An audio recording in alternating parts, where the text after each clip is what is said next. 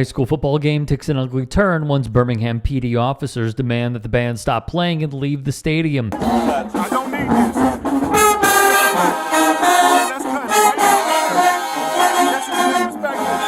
Though it's obviously tough to hear, this officer tells this instructor that, quote, he doesn't need this, and he's being, quote, disrespected for the band not immediately complying with his demands unquestioned. When we say go, let's go. Hey, bro, get out my face. Get out my face. Get out my face.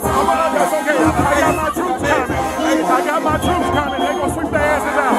Okay? The officer then threatens to remove the band by force as director Johnny Mims continues conducting, all the while fielding more threats from a second officer who wants to get the school superintendent involved. Tell them stop. Cut it. We gotta go. The minute's over. We finna go. Now. Cut it. Get out my face, man. What you gonna do? Get out my face. That's okay. I'm finna cut back to school. Because they cut it. That's fine. That's cool. Okay. Cool. That's cool. All right, you got it. That's okay. Because I'm finna send him a bill for the overtime. They got to go. Red, 1, 2. Red, 1, 2. Ready, and.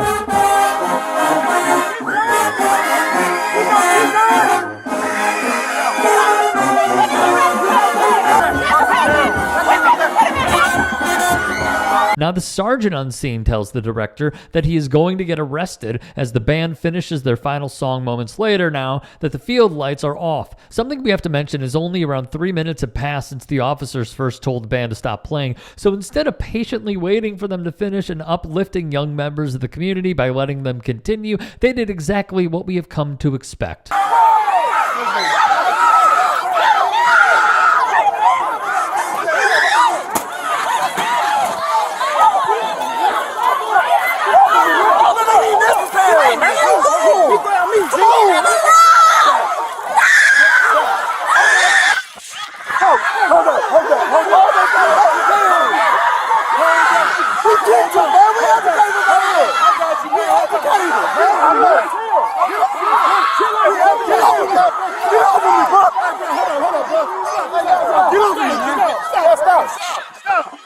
I know, get him away.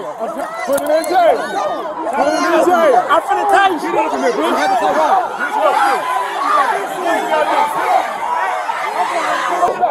Tell him to stop. Tell him to stop. Move, man. Just get over me. Get over me, man. He hit the officer, okay? He's going to jail. He's going to jail. He hit the officer. He got to go to jail. He swung on the officer. I did not swing on the officer, man. Y'all driving alone. I got the car. He going to jail because I asked him to respect no son. That's some disrespect to me. That's some funny kids, man. How you gonna chase me? How you gonna chase me? How you gonna chase me?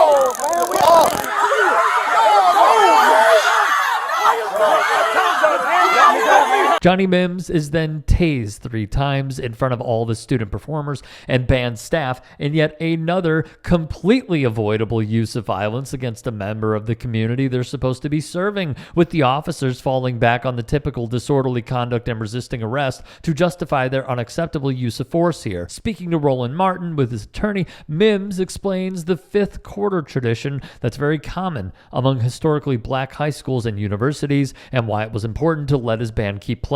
Game is over. Bands are playing. Is this common practice for your band and the opposing band?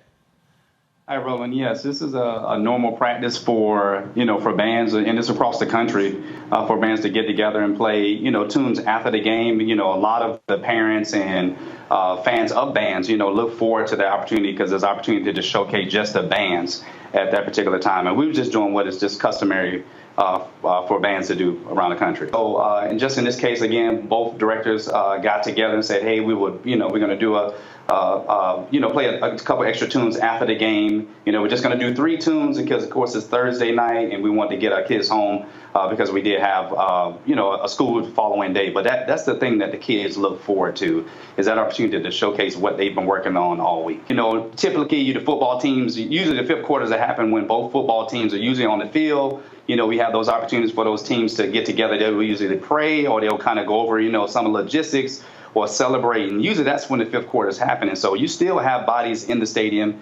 You still had audience on both sides of the stadium that was listening to both bands. And so I'm not sure where, what the concern was about clearing out the stadium. But again, we were just doing what we customary do. We traveled from our school over to that school to perform, and both bands have been looking forward to, the opportunity to play against each other. And again, just provide good music. I mean, we work very, very hard, and so that's an opportunity for us to do those things. Local CNN affiliate WVTM 13 reports that the fifth quarter band performance is not allowed for Birmingham city schools where the game took place. However, Mims' school is part of a different school district system, further weakening the police's case that they were justified in their use of force against Mims. We'll keep you updated as more info comes to light, and we wish Mims the best in his recovery and hope he gets the justice he deserves.